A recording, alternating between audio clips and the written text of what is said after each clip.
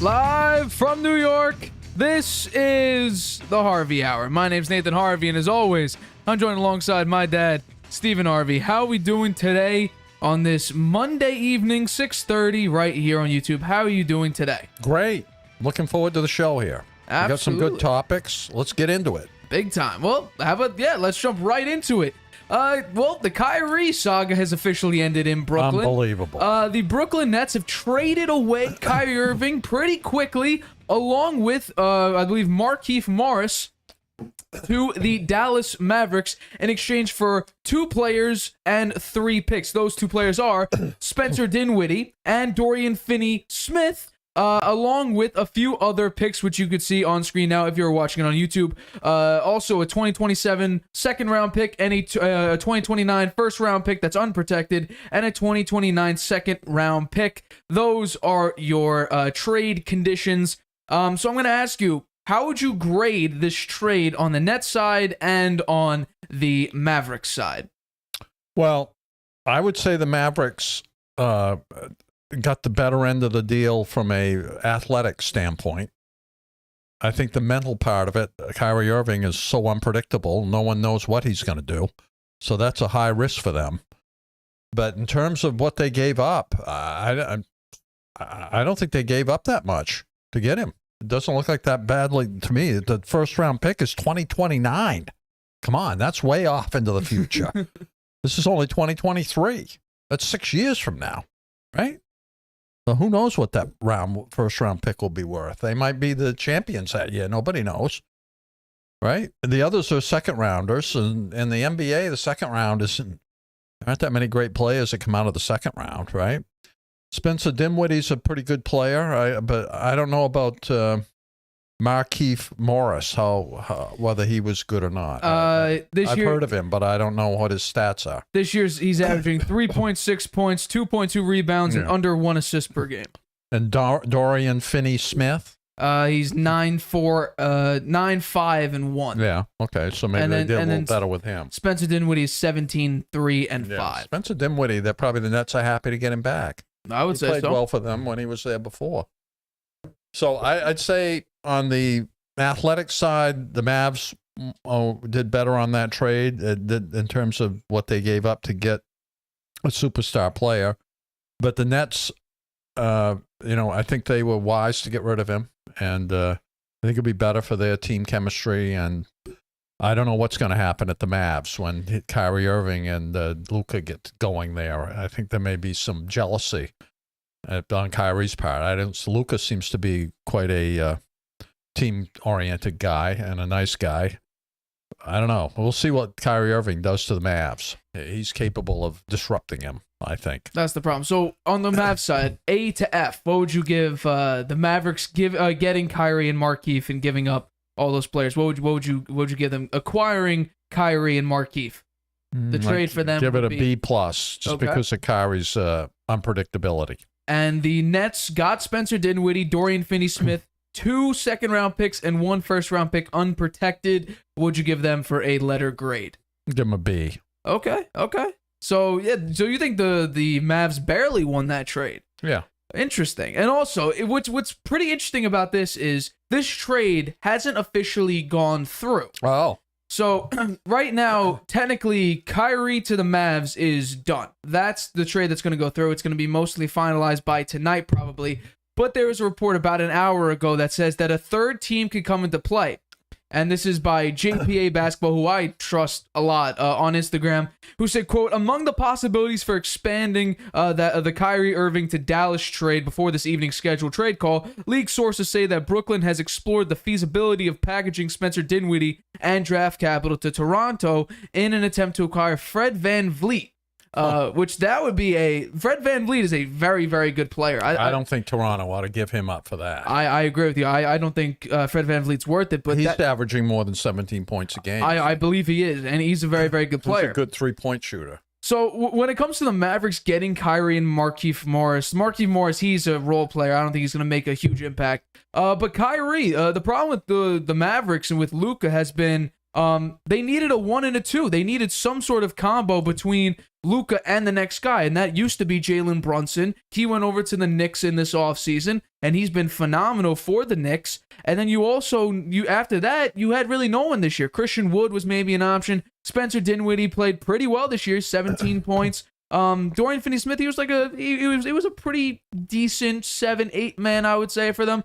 But he didn't really have that second playmaker that he needed. Jalen Brunson was the closest thing to it.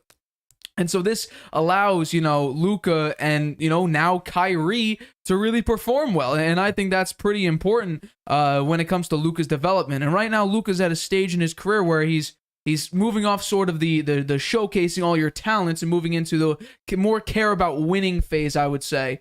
But the problem is that Kyrie and Luka both have their main success on the ball. When they have the ball, that's when they find their success. And you know what? Maybe Luka needs to give up some of his minutes handling the ball, give it to Kyrie and let him cook a little bit. Well, we'll see how they manage that. I think that's going to be a bit of a challenge. But it just went through. The Dallas-Brooklyn trade is now completed. It looks like it did not go through with Toronto. I just got this now. Breaking news, I guess. It just went through.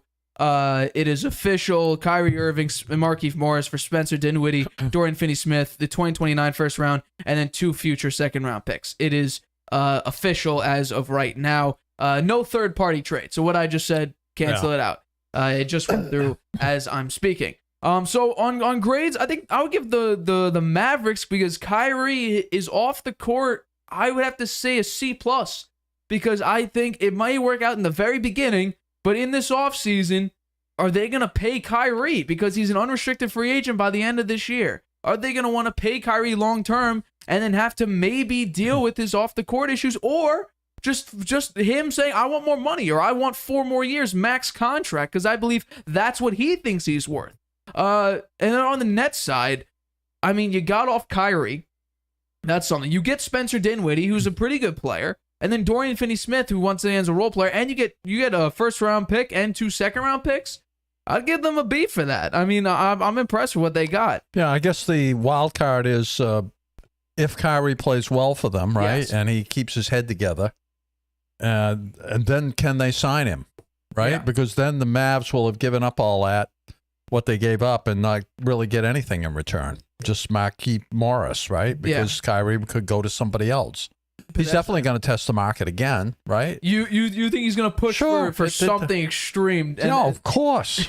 All right. He's going to do that right at the end of this year. He very well could. I mean, that wouldn't be outside of... It's a great opportunity for him in a way. If he can keep his head together, yes, and play really well, then his value will right up there, right? Absolutely. And then he'll have leverage against the Mavs, right? No, I agree with that. So do you think Kyrie... What's a max contract these days? How many years? For a veteran max contract, I'm not too sure, actually. It's around it's 180, something like that. It's a lot. 5 years, something like that. I think it's more than 5 years, 180. It could be up there in like the 240 maybe for 5 years, something like that. I have a question though. Do you think Kyrie and Luka can get it done and potentially, win the West? Do you think this gives them the Mavs record right now? The Mavs currently are the 6th seed with a 28-26 record. Denver's 37-17 at the moment. So they're about 11 games out of it? Yeah. 9 games out of it, sorry. I don't think there's enough time to catch them. Really? We're a little past the halfway point, you don't think? Yeah, well, I think the Denver is a very good team, right? Yes. They're going to win a lot more games before the end of the season. You're right. How close is the second place team to them? It's looking like 4.5, 5 games. Okay, so they've got an incentive to play hard. They don't want to be caught. Yeah. Yeah. So I could see the Mavs moving up, but I'm not sure they can get to the number 1 spot. Even with Kyrie and Luka? You don't believe that? Well, it takes more than just two guards to get it done, right? No, I mean, you got to have a big man. They're having a really strong front court guy, and I don't know who's the Mavs that don't really have that, right? Well, it used to be Kristaps Porzingis. He used to be, and then got rid of him. And Luka and him just did not get along whatsoever. Right now, they're rocking with as a center Maxi Keebler and, like I said, Christian Wood. Christian Wood's a pretty good player. But like you said, they need a pretty good big man. But what the funny thing is, Brooklyn's at the 4 spot. They probably will start to slip eventually because KD hasn't returned yet. And what's kind of funny about this is that the big 3 that everyone's afraid about, that Brooklyn was at the top of the East for, 3 straight years, or about 3 straight years, 13-month span, everyone has requested a trade and has been granted that, or you have the KD situation where he didn't leave. He went back to them. I wonder how KD feels about all this. Kyrie Irving asked for a trade. He's gone. Right. Well, it's funny. KD asked for a trade. They never got it done. I think KD is worth so much more than Kyrie because he's a super efficient scorer. Supposedly, report was that KD was very, very surprised when Kyrie announced this trade, and even New York City Mayor Eric Adams had a little comment on Kyrie requesting a trade by saying, "I will find the team that beats us the most and send him to that team because then we'd start beating that team." So even Eric Adams getting in here, and supposedly I believe it's the owner or I'm Joe Tsai. I believe he's the owner, I'm pretty sure, or GM, whoever, an executive, Joe Tsai. Supposedly he knew that Kyrie wanted to go to the Lakers, and his one condition was he not be sent to the Lakers. And the asking price that they actually put out for the Lakers was kind of ridiculous, I guess, because the Lakers didn't want to accept it. It was, I guess, Kyrie for Russell Westbrook, Austin Reeves, Max Christie, 2 first-round picks, the 27 and 29 ones that the Lakers didn't want to get up, and pick swaps as well. So a huge trade value for Kyrie Irving, and the Lakers didn't want to do that. Yeah, well, I would, if I had the Lakers, I wouldn't have done that. I would agree. I mean, they didn't do it. So it's going to be very interesting. And Kyrie will go back to wearing the number 2 like he did on the Cavs. So it's going to be pretty interesting to see what Kyrie does. But even LeBron James chimed in on Twitter right after, and he tweeted, "Maybe it's me," because he tried to, sort of tell Lakers, like, "Yo, bring Kyrie over here." So maybe it's LeBron James that's the problem. At least in his eyes, he's maybe thinking that. Maybe it's him. Yeah. But no, I think you know what? Maybe it is him because he's the one that basically begged for Russell Westbrook to come in here, and that was an ultimate failure. Well, it's better this year, right? Because they moved him back to six man. But still, though, I mean, you're not... 6-man gets a lot of minutes. Gets like 24, 25, depending on how good of a 6-man you are. For instance, like a really, really good 6-man that is on a great team may get 28, 29 minutes in a game. But, I think when you get into the playoffs, if the 6-man's really good, he winds up playing more in the 30s. Gotcha. Okay. Yeah, no, I can understand that. Sorry, I'm reading something that I may talk about in the next topic here that I'm actually kind of blown by. So I think it's going to be interesting to see what the Mavericks do. It's hard to say because we have to see it work. I think the offense is going to be really, really explosive because Kyrie on the court is a phenomenal basketball player. And Luka, we've seen what he's doing this year, absolutely exploding. But the problem is defense. I think Kyrie's not a great defender. Luka's not a tremendous defender. So it's going to be a very high explosive offense. And then, you might see games, 132 to 118 or something like that. These ultimate high scoring games.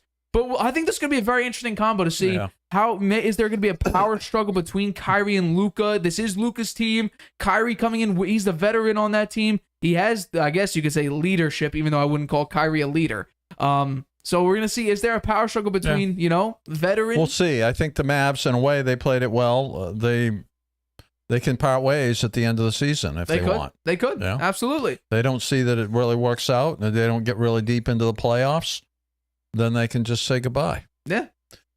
All right, let's get into our next topic here. Because Matt Judon was asked at the Pro Bowl about, the future of the Patriots and what he thinks of Mac Jones. And he had a quote, which I'll read here. He says, quote, "I think we got a great deal of confidence in Mac, and we're going to see because we know what type of player he could be. We saw it at the collegiate level, high school level, and we saw it at a pro level. And so that's what we need. He knows that. And we're going to be backing him just as long as he's our quarterback. As long as he's on the team, we're going to be backing him. And I don't plan that he's going anywhere anytime soon." You brought the idea, Bailey Zappi's better than him. Bring him out there. Get rid of Mac Jones. But I said this from the beginning. It's not the players are with Mac Jones because they realize they've been screwed over. So I'm going to ask you, do you think the Patriots, because they signed, they also signed today they signed the Oregon offensive line coach, I believe, who Dante Scarnecchio really liked. Oh, yeah. And he considered him one of the best offensive line coaches in the sport in NFL history. And I believe, if I'm not mistaken, it was Bill Belichick's first ever draft pick on the Patriots. I believe that's right. This guy? This their offensive line coach. That's good news then. I guess it is. So I'm going to ask you, do you think Mac Jones and the offense, because they signed Bill O'Brien and they just got a great offensive line coach, do you think they'll rebound next season? I do. Well, what do you see? Why do you think that? I think Bill O'Brien will have a really good scheme. He's been offensive coordinator at the pro level and in college. He has also been a head coach. Had pretty good success as a head coach, too, with the Texans. And he had great success as offensive coordinator for the Patriots because he had Tom Brady as his quarterback. So we'll see. I think that he'll bring a good scheme. He'll probably bring in some of his own people. And I think Belichick will let him alone to do his thing because he respects somebody with that much experience. And it came from Alabama. He was at Alabama, and the relationship there between Saban and Belichick is one over many, many years, right? They were Belichick had Saban on his staff when he was at the Cleveland. And so I think there's a lot of good feelings amongst those people. And as Belichick said, I like to work with people that I like. And I think he likes Bill O'Brien. So I think he'll let those guys do their own thing. And I think Bill O'Brien will have a very good scheme. And I think Mac Jones will benefit from it. I do want to make one slightly off-topic point because the reason why I got sidetracked in this past topic was because I was reading this on Twitter. Supposedly, it's just a little side topic because I find this very, very interesting. On Brady's first Let's Go podcast, which is the podcast he does with Larry Fitzgerald, on, I believe, Sirius XM.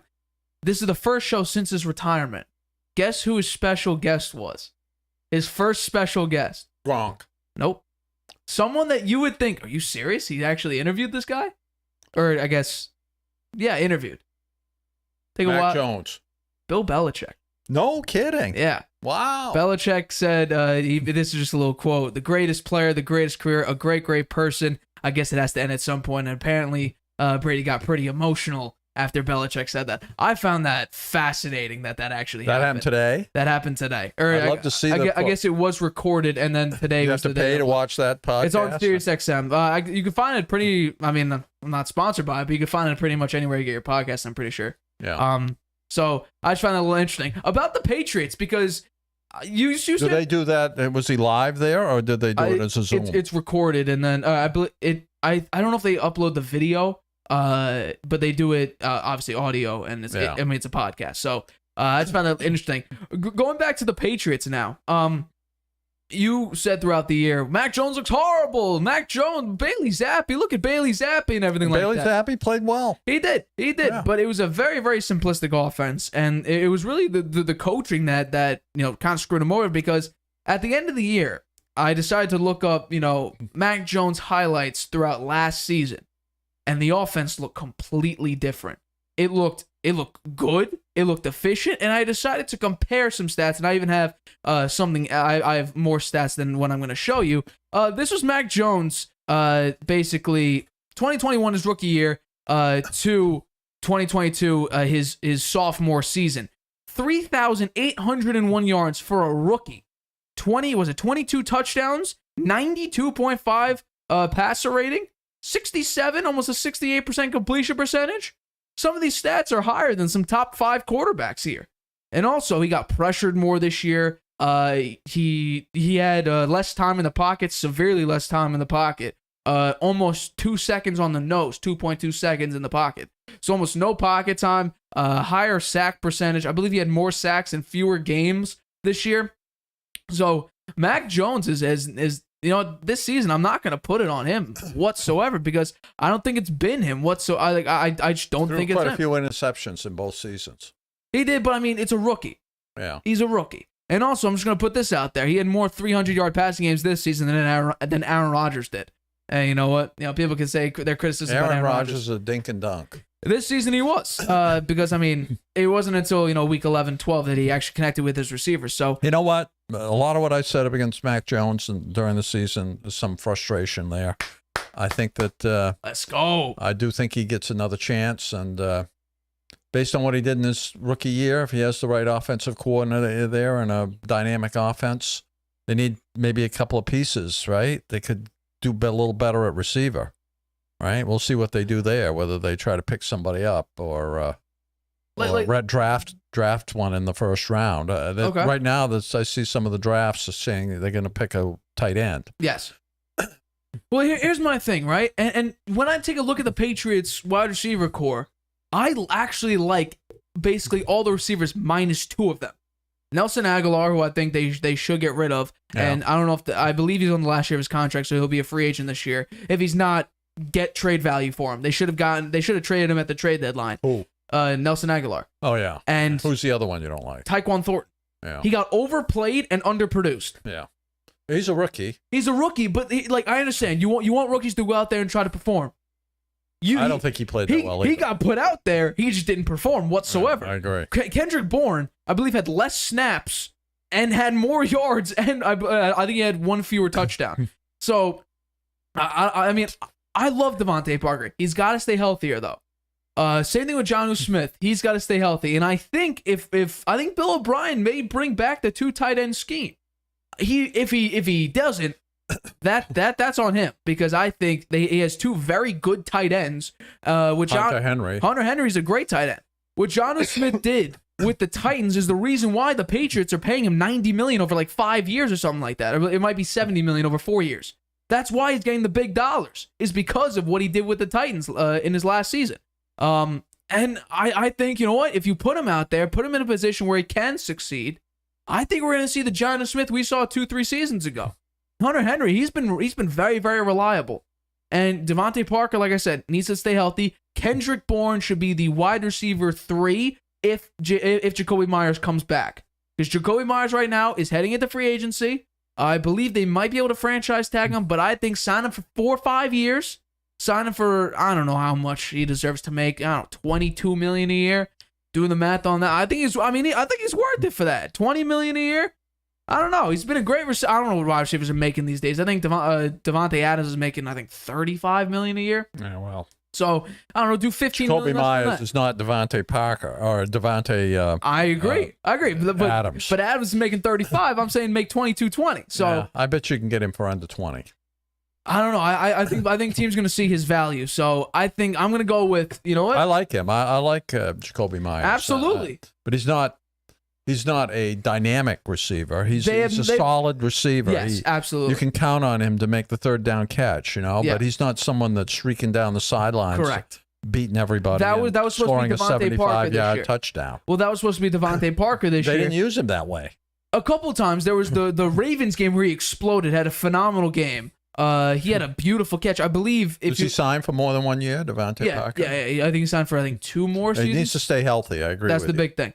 But in that game, I believe it still counts for this season. He caught the lowest completion percentage pass. I believe it was 22% chance to catch it, and he caught it or something like that. For a while at least, he had the top of that. So I think it's gonna be interesting. But I mean, there's been report after report after report about how the players were with Mac Jones and against the coaches. And I think, you know what, Belichick's trying to get back on their good side, because, you know what, he screwed him over. Yeah. He screwed him over. And you know what, he finally took accountability at the very, very end. And you know what, that's the reason why they were 8-9, 9-8, and missed the playoffs. I believe 8-9, and missed the playoffs.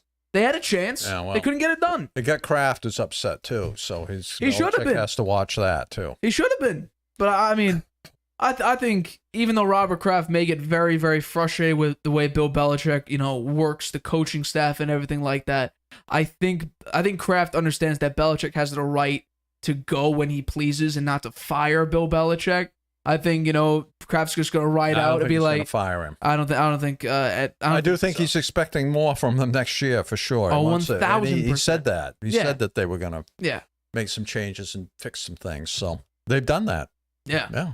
We'll see what they can do. Free agency. They're not generally big on free agency. Belichick doesn't go out and get big players. It didn't work that well for him when he did. He's better off in the draft, and so we'll see what he can do. But here's the thing, though. His draft isn't very good. He has a couple gems. He has a couple gems. He got Gronk. He's got Brady. Okay. Gronk and Brady. Yeah, that's pretty good. Now we're going. Aaron Hernandez was pretty good. Yeah. Now we're going back 13 years. We're going back 13 and 23 years. He drafted Uche. Yeah, he drafted Uche. Barmore, yeah. Barmore. But hold on. How about on the offense? You got Stevenson and who? Myers. Stevenson was a great draft pick. He's 1,000 yards. He's a third round pick, right? Look how well he's done. Yeah. Yeah. But here's the thing, though. Like, third round pick, does that put him at the top of his running back class? And Marcus Jones. Marcus Jones is small. Good. He's small. That's the problem. But he's done well, Nate. He made the play. He made the Pro Bowl as a punt returner. So what? He had the punt return for a touchdown against the New York Losers. That's what he did against the New York up and coming. This other guy, Jack Jones, was pretty good. He got hurt. He was put on the suspended list. Yeah, well, he'll still be back. That's for real. They'll have him back. So how about this? I think he's done a pretty good job with the draft. I don't know exactly how many picks. They're really going to try hard this year. I think they're first round. They're going to pick a receiver, whether it's tight end or a wide receiver. We'll see. Yeah. I should have a little funny little question for you. I don't know how many picks per round the Patriots have, but let's say they have one pick in each round. Over under 4 players with the last name of Jones, because Belichick loves his Jones. I know. So over under, let's say 3.5 Joneses over under in the draft. If there's at least one pick. You think he's going to pick more than one Jones in the draft? No. So what I'm saying is over under he's going to draft 3 players with the last name of Jones. Do you think he'll pick more than 3 or was it more than 3.5 or under 3.5? In this year's draft? In this year's draft. I'm just saying, hypothetically. Under. There's not going to be that many Joneses in the draft. Oh, there's a lot of Joneses in the draft. Yeah? There's a lot of Joneses. He's not going to pick 3 of them. 3.5. Wait, didn't he just draft what? Are you over or under? Wait. Let's see how many he drafted last year. Jack Jones, Marcus Jones, and who? I'm pretty sure there was another one, too. No, I think it was just 2. Well, he has 4 Joneses on the team, right? He has Jonathan Jones, Jack Jones, Marcus Jones, and Mac Jones. Yeah, he has 4. And there's probably another one down the depth chart that we just don't know of. So I'm going over. I'm saying there's at least 4. At least 4 Joneses is going to put. Hey, it's Belichick, and I guarantee you 2 of them are going to be from Alabama. Change the name of the team. The New England Joneses. And watch, he's gonna pick at least 3 players from Alabama. He always does. He's heavy on Alabama. He likes Alabama. Even though I think Georgia right now has more players, but I think they're all gonna get taken up. He's picked Georgia players too, and they haven't worked out very well. Yeah, that's true. Christian Barmore's from Alabama. He worked out pretty well. Yeah. So Isaiah Wynn from Georgia, he didn't work out well. Injury prone, not great when he played. He may be gone by this offseason. Who's the other the Patriots' other running back? Damian Harris. He's Alabama. Damian Harris is Alabama. He's a good running back. He just can't stay healthy. He's on the last year of his contract as well. Yeah. So will they bring up Pierre Strong Jr., a special teamser, to go back to running back? They're not going to give him a 5th-year option. They're just going to let him play, and he'll have to play well. Well, this year was the last year of his contract, so he's a free agent. Oh, is he? Yeah. I didn't know that. Yeah. So who knows? But we are going to take a break. But still to come. We debate whether or not LeBron will pass Michael Jordan as the greatest of all time after he passes Kareem Abdul-Jabbar's scoring record, and we showcase our top 5 all-time favorite jerseys right after this. Introducing video podcasts on Spotify. Transform your storytelling into a show everyone can watch or listen to. Easily upload your video through Anchor, Spotify's free podcast creation tool. So whether you're showing off a new recipe, interviewing an exclusive guest, or uncovering the next mystery, you can now reach a whole new audience with Spotify. Podcasting just became more than audio. Create with Anchor, watch on Spotify.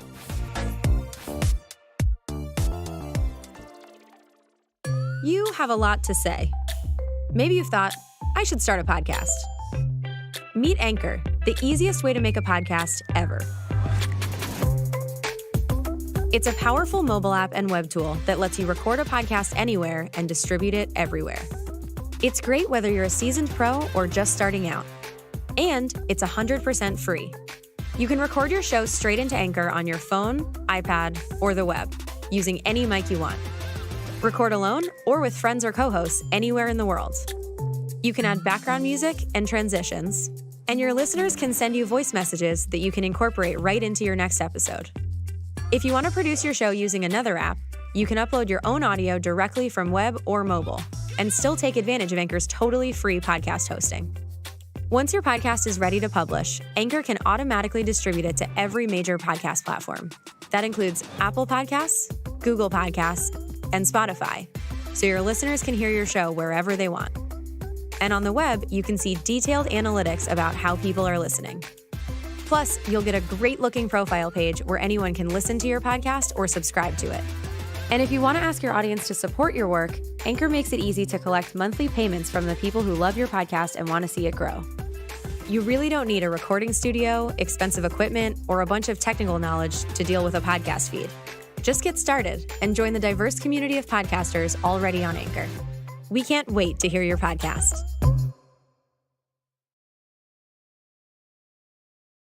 Welcome back to the Harvey Hour. My name is Nathan Harvey, and as always, I'm joined alongside my dad, Stephen Harvey. Let's get into our next topic. We're talking about the one, the only LeBron James. LeBron James is only 36 points away from passing Kareem Abdul-Jabbar's all-time scoring record that is held for, I think, what are we on, 60 years Is he playing now? tonight?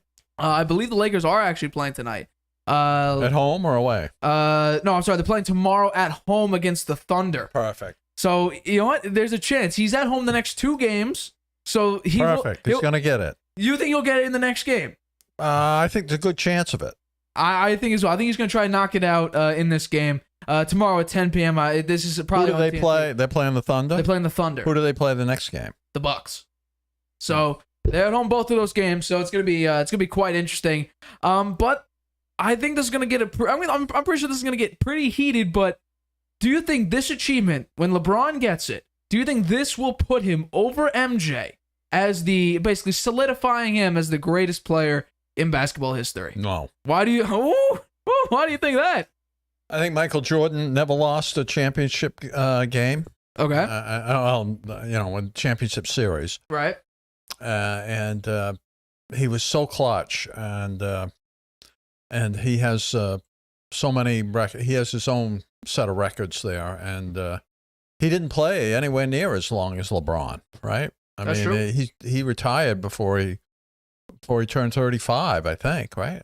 How Michael Jordan didn't. He retired. Michael Jordan retired twice. Twice. Yeah. And one of them was How many in the middle years of the did Michael Jordan play? I think he played, I want to say 16, I think. Did he? That many? I'll look it up, but I don't think it was. I mean, I think LeBron's on his 20th season almost, 19th season. LeBron came right out of high school. 15 seasons. 15 seasons. And LeBron came right out of high school. He's 39 years old. Yeah. So he retired. 19. He's played 21 seasons, I think. I think it's 19. He's 37 right now. Oh, LeBron? Yeah. I thought he's 39. I think he's 38 right now. Oh, okay. I think his birthday, I believe, was in December. So I think he's 38. 3-4 more seasons than Michael Jordan has, right? Yeah, 4. And he said he's still got a few more years. Oh yeah, I think he'll keep playing. So you wouldn't maybe we'll see how he does the next couple of years. Maybe he can pass him. I don't know. I think he needs another championship to be considered for that. And I just don't think he's going to get it. I mean, I don't think he's going to get another championship. Right? Doesn't look like it. I don't think he will either, because if he's on the Lakers, he's got to be playing. He's got to have more pieces around him. Absolutely. In order to get another championship. He can't do it all by himself anymore. Yeah. I think when he really did it all. I mean, the last 2 Cavs NBA finals he was a part of, the 2 with Kevin Durant, he essentially did that by himself, and he lost each time. I believe the last one he got swept 4-0. So LeBron isn't at that stage. He needs shooters around him, and that's actually when he was at his best.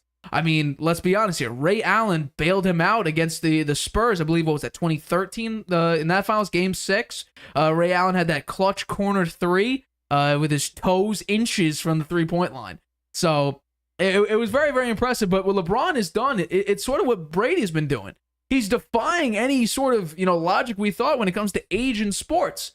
So I think it's only fair. I mean, believe me, I grew up, MJ was the dude. MJ was the absolute god when it came to basketball. Basically untouchable. And you bring up the amount of championships. Well, in that case, I could just counter you by saying Bill Russell. He was arguably one of the best defenders in NBA history. He won what? 10 championships, 11 championships in 12 tries.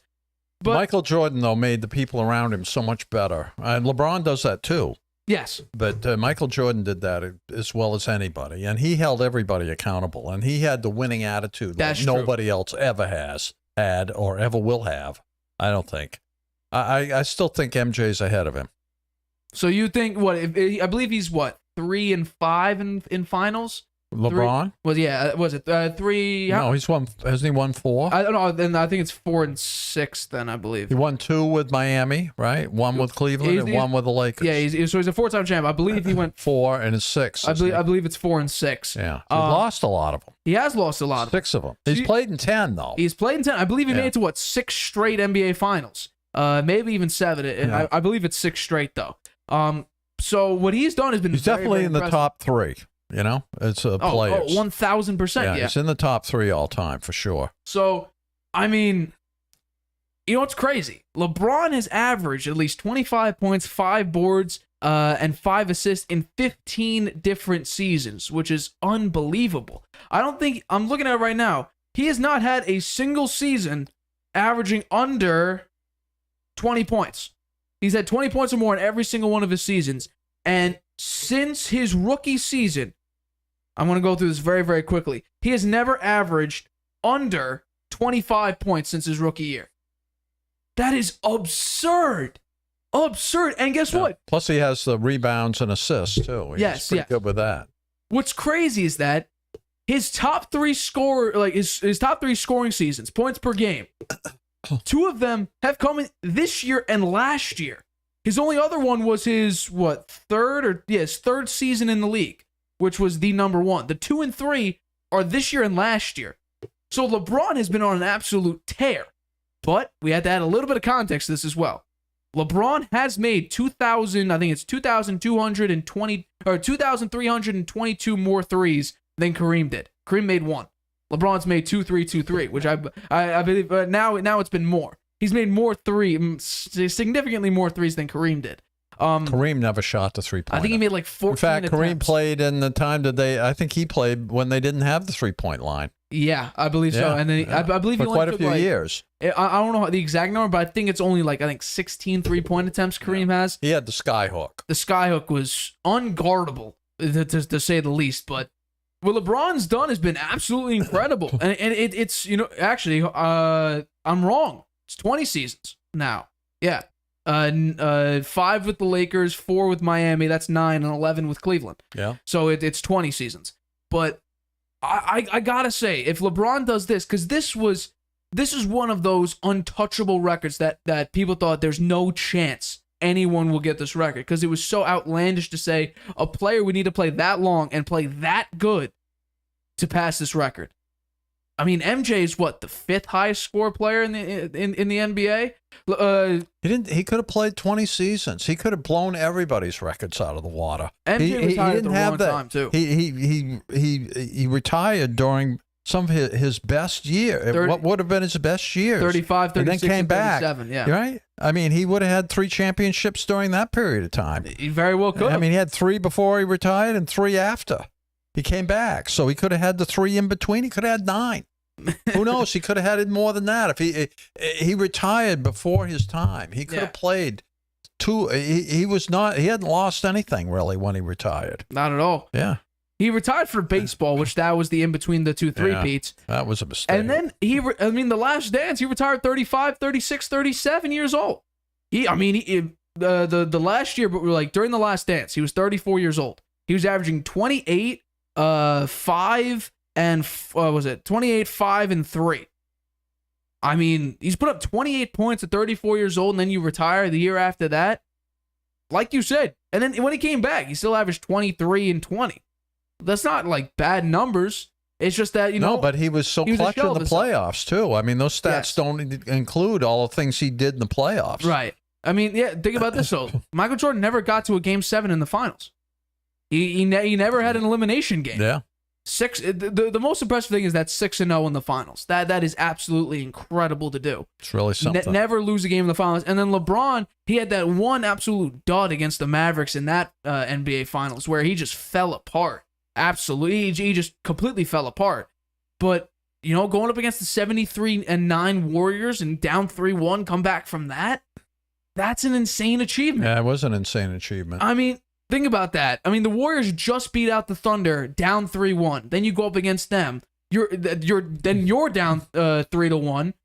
And then, Draymond gets suspended for game 5 after kicking in the midsection a few too many times in that postseason.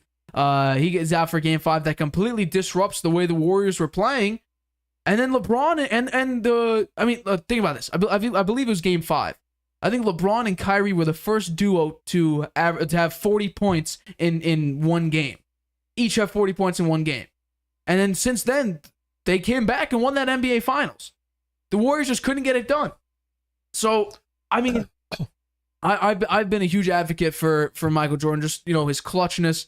He has so many, notable, what's it called, moves. He's the you stick the pose, then you have the little push off of Russell in the NBA Finals.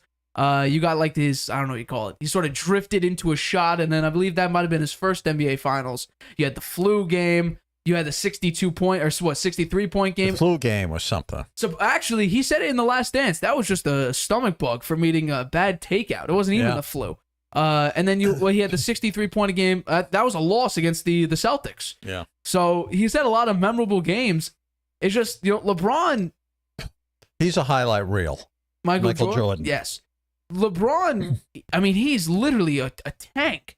He made his career off driving to the basket and just slamming it. Yeah. You can't, when he gets his 3-point shooting. His 3-point shooting is terrible. His 3-point shooting right now is 30.8% this season. I believe he's ranked 146 out of 151, which that's terrible. And he's not a great free throw shooter either. Never really has been.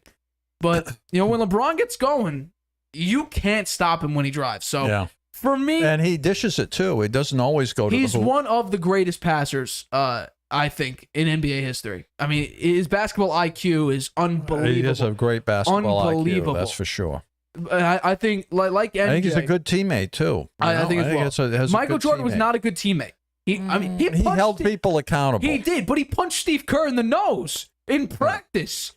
No, Michael Jordan was not a great guy, but on the court and like when he's playing, he was a phenomenal basketball player. Yeah. LeBron is a great guy all around. I mean, you have him in the media, social justice fighting for. I agree with that. What he's done outside of the game is really unmatched with any other player. So I think, LeBron, Michael Jordan. Here's the thing, though. Like, did Michael Jordan revolutionize the game? Because LeBron, I'm trying to think. Because Curry was the 3-point game. The Curry changed the game in that regard. I'm just trying to think, I don't think LeBron, I think Magic Johnson had more to do revolutionizing the game than LeBron did. LeBron was a huge part of but I think, Michael, in a way, LeBron followed Magic Johnson in terms of a big guy being a point guard, right? I mean, LeBron can play point guard. LeBron can play any position. Yeah, but Magic Johnson was the first really big guy. 6'9" as a point guard? 6'9" playing point guard. Yeah. I mean, Magic Johnson. That was a first. You talk about great passing. Magic Johnson was an unbelievable passer. He was a great point guard. Yeah, he was. And then, actually, no, that makes a lot of sense because now the NBA is essentially positionless.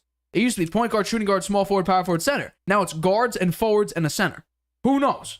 It may not even be a position next time. Yeah. It may just be 1, 2, 3, 4, and 5. Yeah. Anybody at any size these days can play almost any position, it seems like. Yeah, no, that's absolutely true. So I think it's actually quite interesting to see what... You see bigger guys playing the guards. Yeah. Luka Doncic is a pretty big guy, right? Oh, I think he's 6'6". So yeah, I could probably No. He's not thin though. He's a heavy set guy. Yeah, I would agree with you with that one. But let's go to our next topic. We are doing our top 5 NFL jerseys of all time. This was a topic you came up with, about 2 months ago. Yeah. You said, "Hey Nate, how about we do our top 5 jerseys of all time?" So let's begin with your first pick, your top 5 jersey of all time. Go for it. That's my number 5 jersey. Yeah. Yeah. I like that. I like the Packers. I like green and yellow. I think that really looks great. The Packers are an iconic franchise. I watched them when Vince Lombardi was the coach, and the uniform really has not changed much at all over the years. They really only changed the stripes around the sleeves and around the neck. That's about the only thing they do. The number size and the color scheme remain the same for the home jersey, and so I love that jersey. I think it's great. In fact, I don't know why I ranked it number 5. I should have ranked it a little higher. When I picked my 5, I'm not sure it was 1 to 5. I like that. I like that one a lot. I might have ranked it. If I was ranking 1 to 5, I'd probably put that 2. All right, well, let's go with your number 4 option. So this was the Packers have had the same jersey in their entire history from the 60s. So yeah, not much change. No, they haven't changed it. They had some alternates. They had like they haven't. They've kept their. Some teams have gone sort of a mod look, like the Broncos. They changed their uniform a lot. The Rams have changed theirs. The Browns have changed theirs. The Jets have changed theirs. Many teams, if the Patriots have changed theirs. The Packers have always stayed with this color scheme and look. And they've had some great players wearing that uniform. And they have a great history in their franchise. So I like that uniform a lot. All right, let's go with your next one, which is the Arizona Cardinals, the red jersey. Ooh, very interesting. I like the red jersey. It offsets the helmet very well, the white helmet with the red cardinal on it. And that's a jersey that they've had for many years, going back to when I was young. They had that pretty much the same color scheme. And I think it looks really cool. And I think even when they wear the red pants with it, I think it looks really good. So, yeah, I rank that one up there. That would be 4, I think, is the right category for that one. Yeah. Okay, let's go with the next one, if I can get that up really quickly. Let's go with, the next one, number 3, the New York Giants back in 72. Yeah. A very interesting option. Yeah. I'm not sure who that quarterback is. Maybe it's Randy Johnson, maybe. I'll look it up, but yeah, go with it. Yeah, I like the Giants uniform. Actually, I like the road uniform too. The blue. They used to. Now the Giants wear the blue uniform as a home uniform, and I like that color scheme too. And back in '72, I don't remember if they had a very good team that year or not. I think it was the year before. They had Fran Tarkenton was their quarterback, and it was a kind of an exciting year. I think that's Randy Johnson as the. No, Randy Johnson was number 11. I'm gonna try. Who is this guy? Yeah, I'll just look at the 1972 Giants to tell you, because it was very hard finding these old jerseys. Yeah, because I like that one with the red stripe in the middle there, and the white with the big numbers, and the big numbers on the helmet was something they did for many. Snead. That's Norm Snead, huh? Norm Snead. Yeah, he played 1 year with them. Yeah. He played 2. Oh, 2 years? Actually, he played 3, was traded at the end of his 3rd year, and then came back 1 year after he got traded. Huh. So he came from the Eagles. Norm He used Snead. to be the Eagles. He went from Washington to the Eagles to actually Minnesota. He played 2 games for Minnesota. He started 2 games. Then he went to the Giants, got traded midway through the 74 season to San Francisco, played there for 1 year in 75. Came back for his last year in 76. Started 2 games, 1 for 1. Very low completion percentages back then. Very low. Well, I grew up before the Patriots, became a team. I was a Giants fan, and that's a later jersey, although it looks pretty much the same, right? Because the helmet has Giants on the side. That was later. They always kept that. That was later. But those are the Lawrence Taylor years when they had the Giants on the side of the helmet. Yeah. Yeah, those were good years, right? They had some Super Bowl wins in there. Yeah, they had 2. Yeah. All right, let's go with your number 2 pick, the Cleveland Browns. Yeah, I like that old uniform, the brown uniform with the orange helmet. Pretty cool, I think. You wouldn't expect it, right? To see that orange helmet. And I think that pretty much the Browns have ruined their uniform from what it used to be. It's a very nice uniform. In fact, that orange helmet and the white looks very good as well. But I like that brown jersey. You don't see a brown jersey very often. And they had some success when they wore that brown jersey. So, Yeah, I mean, just take a look at that.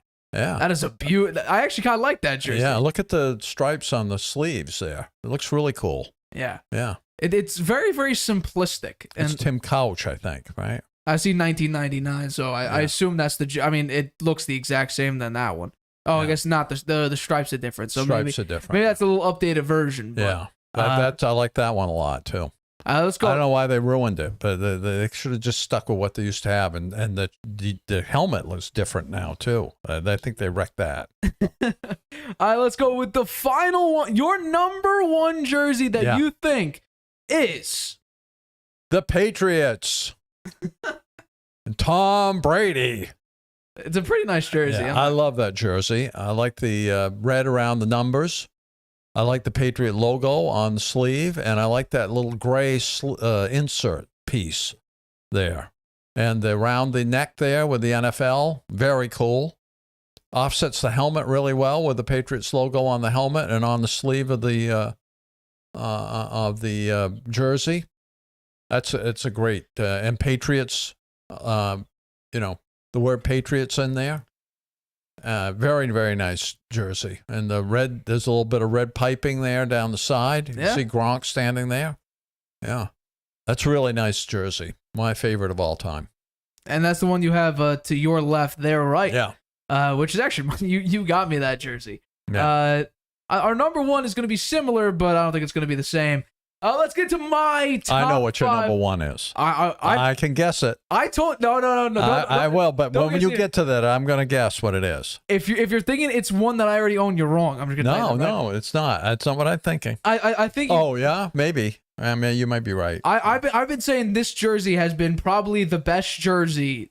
Probably for, we're going on 3-4 years now. But let's get into my top 5 jerseys. Hopefully I got this right because I was trying to figure it in the break. Don't know if I have it right. We're going to figure it out, though. My number 5 jersey is the vintage Vikings jersey. I love the royal purple. I believe it could be adjusted if the helmet was the same purple as the jersey. The helmet there looks black. No, back then, this is the strictly, my personal favorite, strictly the 2009 version, which is what this was, because that's when Brett Favre played for them. The 2009 version of the Vikings jersey, which is what this is. I mean, I love it. Look at that. It's a beautiful jersey. 2 variations, but essentially the same jersey. I absolutely love. Is that the same year? I believe it is. Yes. It says 50th on there. I don't know. I think because it's quite different. That jersey's quite different. The two are different. It's the old. These are still. The color's the same, but look at the white insert there. I know, Yeah. but still, they don't use these jerseys anymore. So I'm saying, vintage purple. I don't Vikings like jersey. their uniform and their Vintage helmet. purple. They made it like a matte finish now. I like the shiny helmet. Much better. It's my top 5 list. My number 4. Okay, well that's a decent choice. My number 4. I debated on this. The Chargers have a very nice uniform, although I think the white with the white one. I was debating between the white one and this one, but the reason why I chose this one is they don't use this color anymore. They have a very, very similar color. The powder blue they use. Well, they do. I believe this is one of their alternate jerseys now. Actually, the Chargers use, but it's like the Color Rush version. I don't love that Color Rush when it's all that. I like the offset of the dark blue with the white. You like the lightning bolts on the sleeves? Yeah. They gotta do that. They have it like up here now, like going across or something like that. It's not like this anymore. Yeah, that's a nice jersey. This is a beautiful jersey. Yeah. I was debating between this one and the white one because I actually and the number on the sleeve there looks nice. Yeah. I used to own the white version of LaDainian Tomlinson's jersey. I absolutely love the jersey. I believe I even have there's just another picture of it. So I'm going with my number 2 is the old San Diego Chargers. Back when they used to be in San Diego a number of years ago, their old jersey. This is in the early 2000s. Let's go. My number 3, the 1990s red with the black outline, the black offset. Yeah. The 49ers. San Francisco. I absolutely. They actually brought this back in a nice, newer, sort of enhanced version now. I absolutely love it. Especially that black offset, the black outline, the black shadow. That brings it up to such a degree for me. The 49ers still use this jersey without the black outline. It doesn't look the same. It sort of looks washed out. I absolutely love this jersey. I mean, Jerry Rice looks good in. I mean, and also this is the set. I think I have a couple sets in here. The red jersey and also the white jersey. I absolutely love it. I like the stripes on the sleeve on that one. Yeah, no, it's a very, very nice jersey. The thing that disappointed me the most is that the 49ers never did a gold jersey. They never did. They stuck with the red and they stuck with the white. Never a gold jersey. That is a missed opportunity. Because I believe you could actually buy gold jerseys, but they never play in them. Yeah. Complete missed opportunity. They've changed the color of the helmet quite a bit too. They did. What it was. That's sort of an uglier helmet, I think. Yeah, but it is. I mean, I don't even think the Saints have a gold jersey. What's wrong with gold jerseys? No one wants a gold jersey, apparently. It's a complete missed opportunity. That's my number 3. My number 2 is the Saints. The Saints color rush. I love the white, the black, and the gold offset. That gold number 5 on Terry Bridgewater with the black outline on the white jersey, I just find that so pleasing. For some reason, I took a look at their jersey. I spent a good 25 minutes trying to find jerseys I like, debating where to put them. And for some reason, I felt so attracted to the gold, to the black, to the white being the predominant color here, with the gold being the main accent and the black with the outline. I find it very, very appealing. They have a nice helmet too. I like the insignia on the helmet. I agree with you. And the final one. Well, I want to know your guesses before. That one has nice stripes on the sleeves. Before I announce it, what do you think is my number 1 I thought jersey? you would have the Patriots' old red uniform. I was debating between that, and if I had an honorable mention, it would be that. My number 1 pick is a set. You are right, it's the Patriots. The 1990s pinstripe. You like that one? The pinstripes. The great big logo on the sleeves. I love this jersey. I don't like that. I love this jersey so much. The royal blue jerseys. The royal blue, and look at the red with the white and the blue. The blue accent. Red, white, and blue. I mean, these blue jerseys, they don't use these colors anymore, and it's a complete missed opportunity. These colors are like a royal blue edging on purple, especially that picture of Drew Bledsoe. It's edging on purple. It's absolutely beautiful. The white numbers with the blue jersey, accent of red with the blue. You like that great big logo on the sleeve. That I could do without. I'm talking about the color, and that white jersey is actually why I picked this though. That white jersey is so underutilized. I mean, I never see that jersey. And I think I actually have a couple pictures here with, I mean, that's Drew Bledsoe in the royal purple one. That's blue. It looks so purple. It's sort of got like a soccer theme with those pinstripes, barely visible. And then I believe I have Ty Law in the next picture. I mean, come on.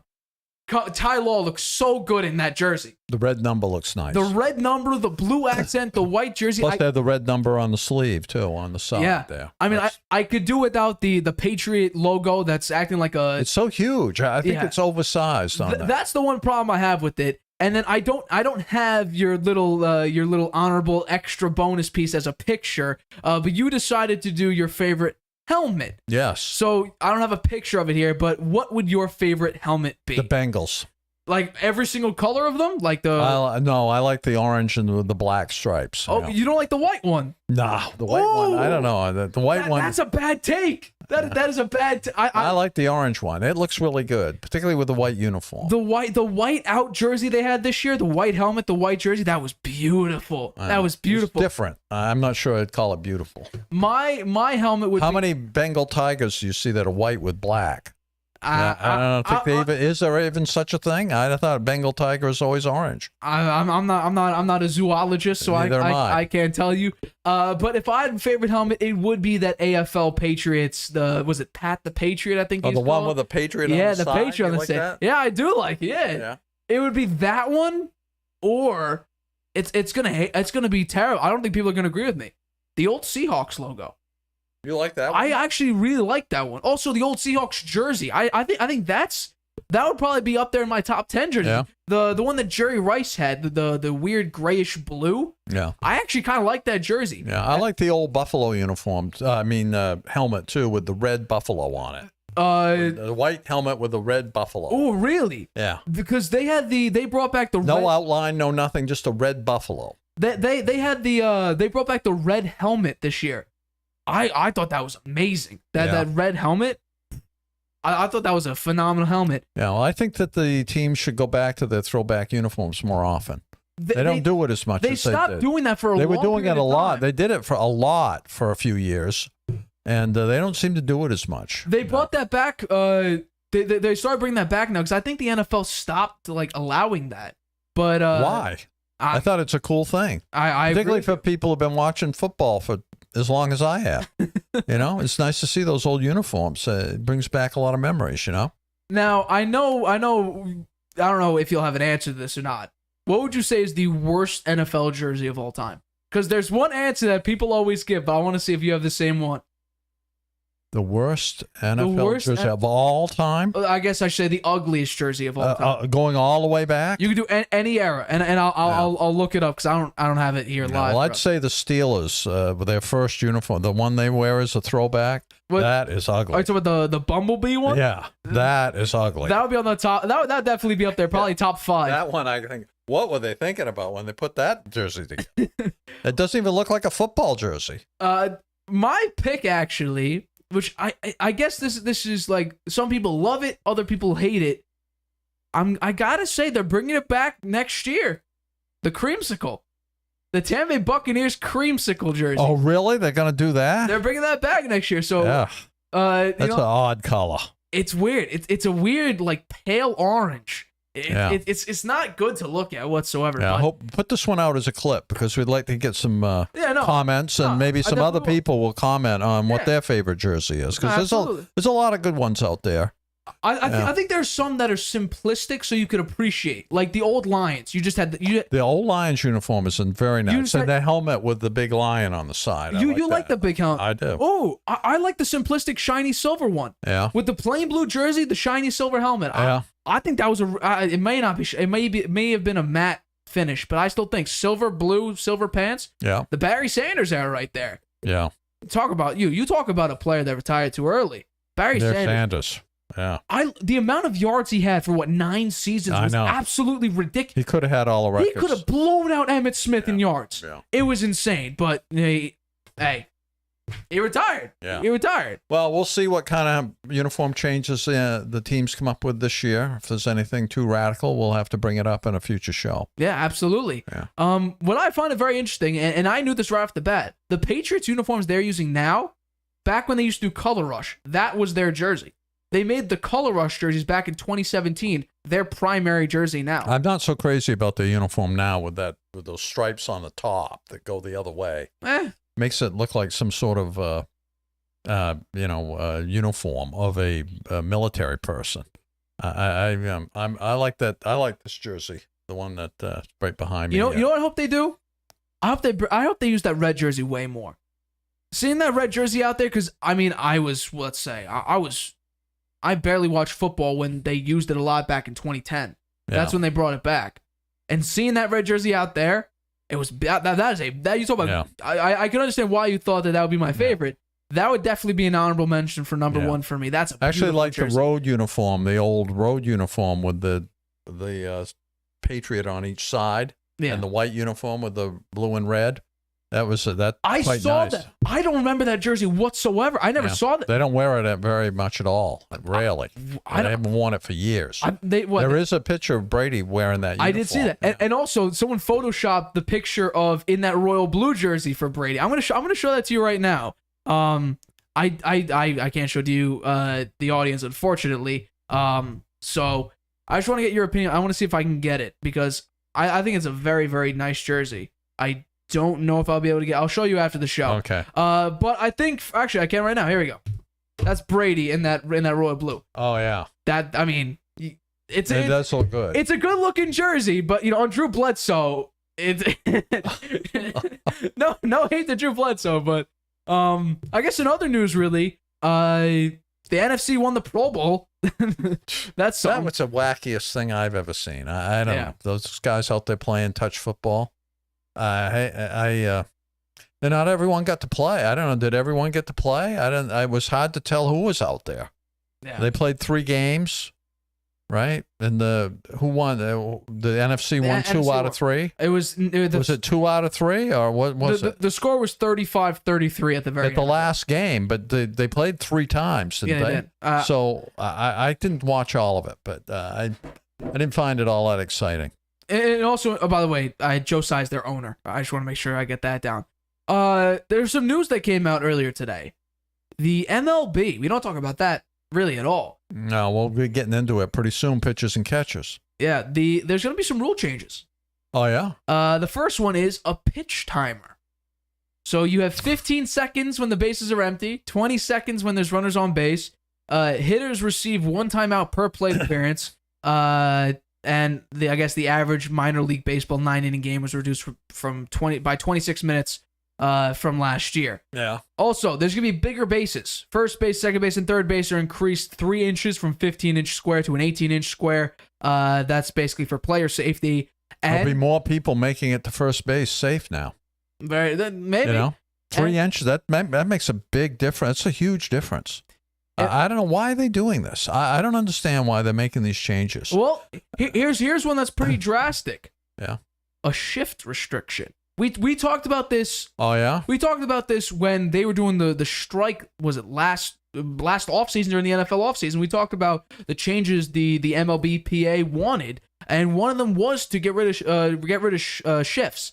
I mean, imagine if like Well, they're not getting rid of it. They're just restricting it. 2 infielders must be positioned on either side of second base when pitch is released. All 4 infielders must have both feet within the infield when the pitcher is on the rubber. Those are the only 2 restrictions there. Yeah. So those are the changes, I guess, thus far for the MLB season coming up. I don't understand why they're messing with the game like this. Do they really care that the game is a long game? Well, that's one thing that's baseball. It's American pastime. People go to the game. They're there for fun. Well, you know? people go there's to the more game to baseball than just whipping through the game as fast as possible. I don't think that. I don't go for that. Here's what I'm going to counter you though. Going to the game is fun because I mean, like you said, it was America's pastime. Yeah. Watching the game for 3.5 hours, sitting there, pitch 1. Okay, let me just sit here. Okay, pitch 2. You mean at the game or watching it on TV? Yeah. On TV, it can get very boring, and plus, MLB ratings have been dropping each year because, like you said, it just gets boring and boring. Or as I said, it gets boring. Some people like the traditional. No, I mean, I'm probably one of the. Me and you are probably one of the very few that actually enjoy watching baseball. I kind of do because I sort of have that, anxiety. Like, oh, is this going to be a home run? What's going to happen here?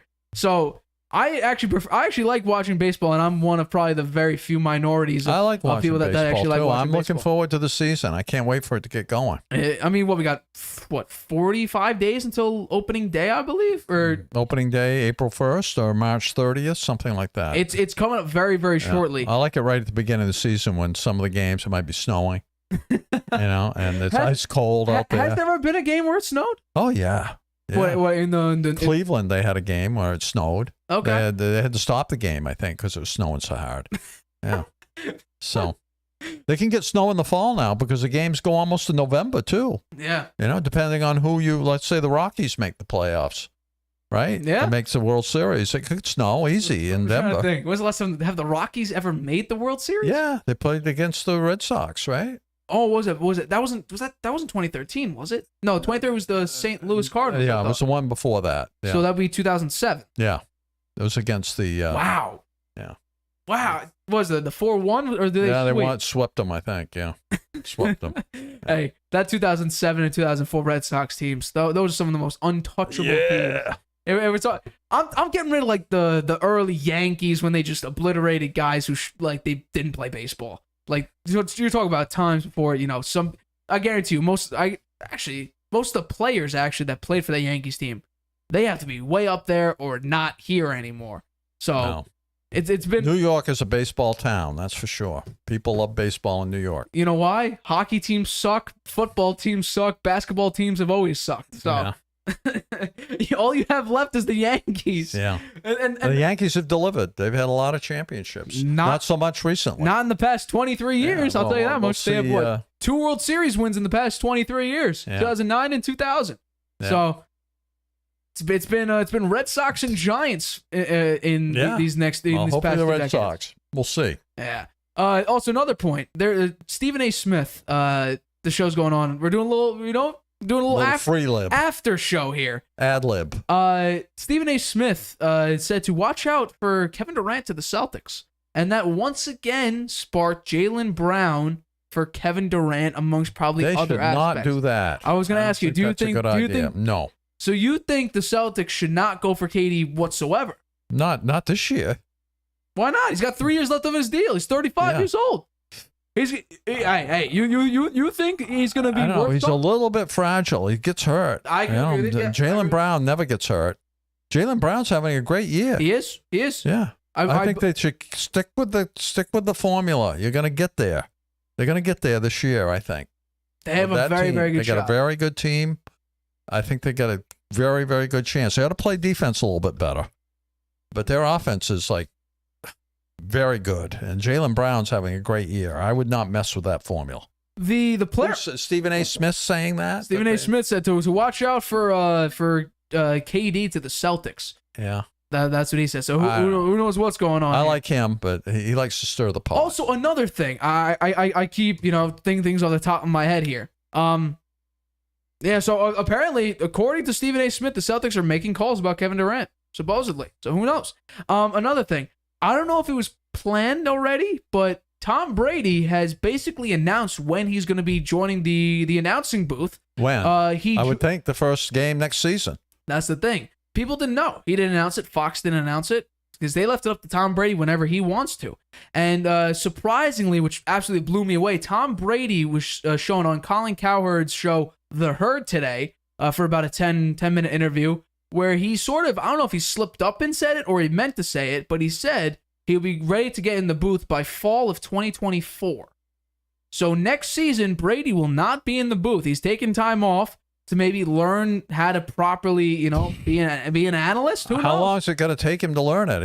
He's got from now until next September. Hey, who knows? And if he practiced every day, he should be pretty good by then. Hey, Tony Romo. Apparently, CBS held an intervention with Tony Romo because people hate his play calling. People absolutely just because all it is just I don't know, Jim, and he just keeps shouting and saying random stuff.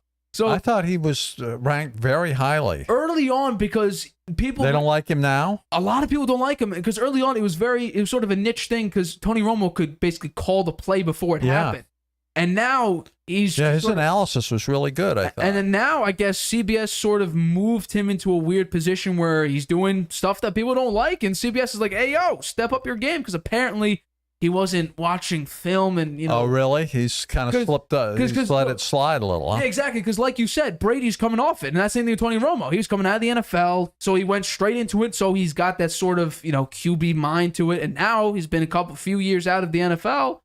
He's not the same. He doesn't have that quickness. I'd be surprised why Brady would want to take a year off before he starts doing it. What do you think the internet said when Brady said 2024? What do you think they said? He's going to play again. Yeah, that's that. Yeah. They all hinted at that. Yeah, well, maybe he's sending a hint there. I don't know about that. It doesn't seem like he would be, but also, I hope so. Also, shout out to Derek Carr. Broke the skills challenge record. He broke Russell Wilson's record. So good for Derek Carr. We love you. I love you, Derek Carr. You deserve better than what you got. We'll see where he goes because apparently there's been conflicting reports whether or not he's allowed to talk with other teams, but he's not allowed to talk with other. It's a whole mess there. But we will get to that in a later show. He's going to the Jets. Friday, big show on Friday. Our Super Bowl. It's the final game of the NFL Super Bowl. Super Bowl 57 now. Chiefs, Eagles. Eagles still favored -1.5. I don't think so, but we'll see. We'll talk about it on Friday. Who will take the crown? Will Mahomes win his second Super Bowl? Will Jalen Hurts finally put some respect on his name and win his first Super Bowl in his second playoff appearance? We're gonna talk about that on Friday. It's gonna be a jam-packed show amongst probably a bunch of other stuff. This is his third playoff game. No, I'm talking about fourth game. Sorry, second playoff trip. My apologies. Second you playoff lost trip. The first time. Yeah, badly. You lost to Brady, but once again, you're playing the GOAT. So, yeah, but like I said, we'll see you guys on Friday, 6:30 p.m. Eastern, right here on YouTube. Thanks. Bye. Introducing video podcasts on Spotify. Transform your storytelling into a show everyone can watch or listen to. Easily upload your video through Anchor, Spotify's free podcast creation tool. So whether you're showing off a new recipe, Interviewing an exclusive guest, or uncovering the next mystery, you can now reach a whole new audience with Spotify. podcasting just became more than audio. Create with Anchor, watch on Spotify.